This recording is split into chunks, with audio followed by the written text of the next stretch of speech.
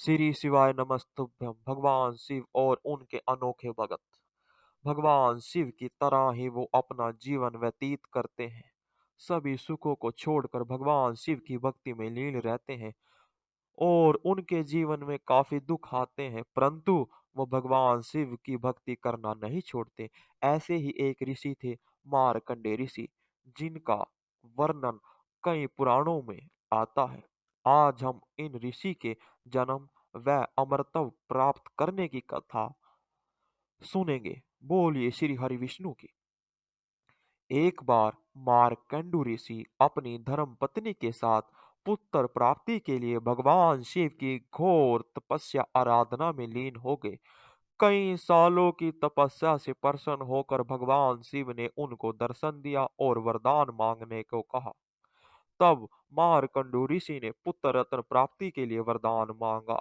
तब भगवान शिव ने कहा, आपको ऐसा पुत्र चाहिए जिसकी लंबी आयु हो, परंतु वो गुणों से रहित होगा, या ऐसा पुत्र चाहिए जिसकी आयु केवल 16 वर्ष होगी, परंतु वो गुणों की खान होगा, विद्यावान होगा, भगवान की भक्ति में लीन वाला होगा, सदाचारी होगा, आपकी सेवा करने वाला पुत्र होगा।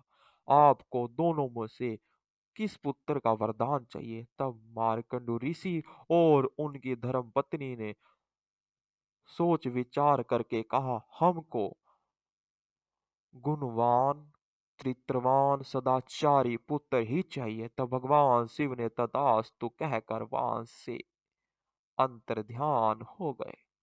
भगवान शिव के चले जाने के बाद कुछ वर्षों में भगवान शिव की आशीर्वाद से उनके घर एक पुत्र रत्न हुआ, जिनका नाम रखा गया मार्कंडे।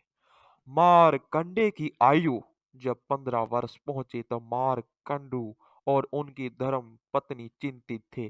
तब मार्कंडे ने अपने माता पिता को चिंतित देखकर उनसे बोला, क्या बात है, आजकल आप दोनों बड़े ही चिंतित दुखी रहते हो। तो मार्कंडू ऋषि ने सारी बात उनको बता दी कि आपकी आयु सिर्फ केवल 1 वर्ष बची है।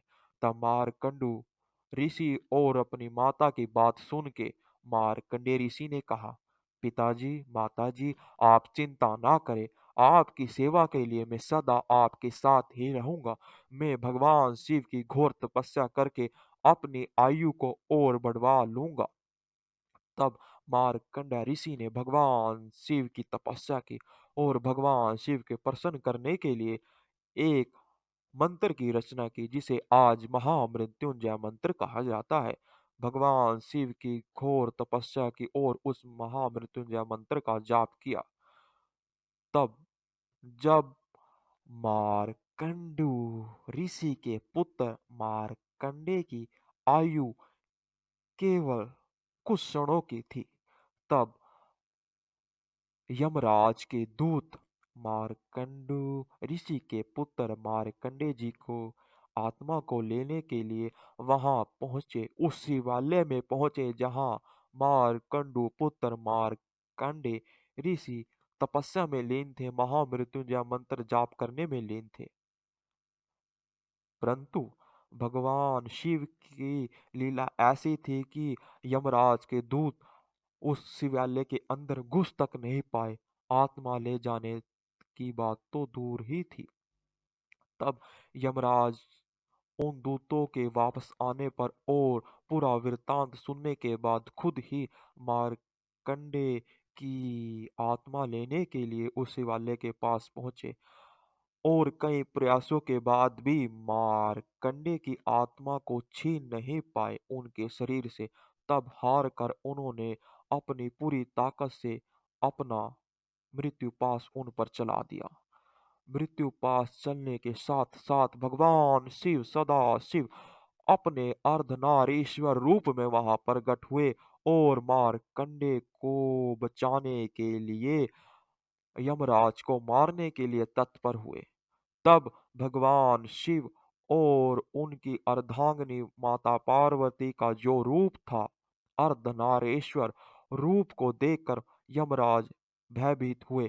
तभी ब्रह्मा जी वहां प्रकट हुए और उन्होंने यमराज को माफ करने के लिए भगवान शिव से कहा।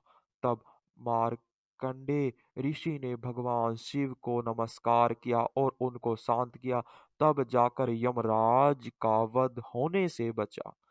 अगर हम भगवान शिव की भक्ति करते हैं तो हमें ऐसा ही फल मिलता है। हमारे पास कोई भी कितना भी बड़ा कष्ट आ जाए, भगवान शिव उन सब कष्टों से हमारी रक्षा करते हैं।